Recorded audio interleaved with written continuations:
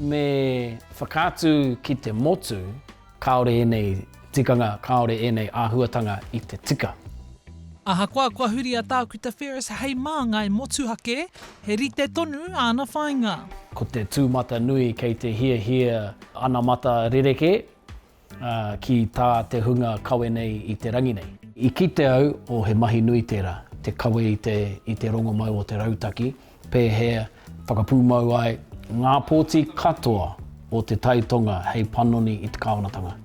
Engari, ia e whakarite ana mo te kōwhiringa pōti a motu e heke mai nei, i rongo a Ferris, ka peka e tahi kai pōti Māori ki te rārangi pōti whānui. Kārau i te māharahara, me tō tātou tuku tonu, whakaako tonu i te iwi Māori, kia whanake mai. Nō reira ia 35 mano tāngata ka uru ki te rārangi Māori, ka riro mai he tūru hou. Nō reira, kei a tātou ke te tūru tuawaru i nāianei. Engari e kore e whakatinana hia tai atu ki te pōtitanga 29.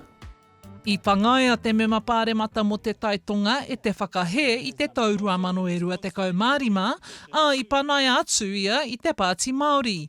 Engari, e ai kia Ferris, kei te mahi tahi tonu i a rawa ko Maria Meno Kapakingi, kia kōkiri kaupapa tōranga pū. Ko te wero nui, ko te kawe i ngā kōrero tika ki ngā taringa o te iwi.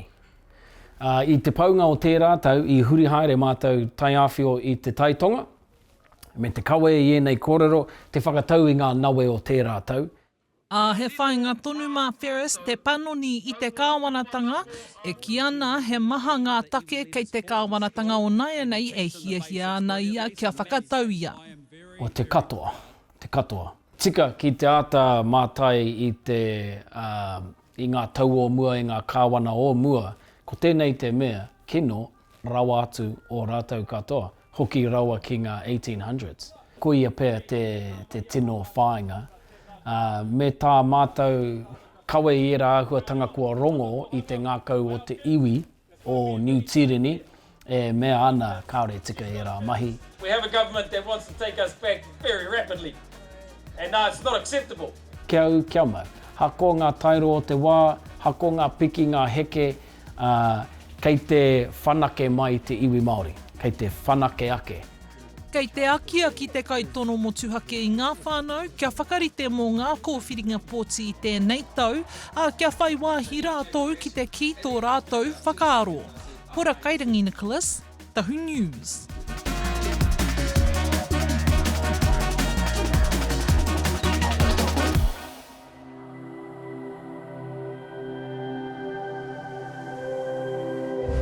Ko te reo, te take.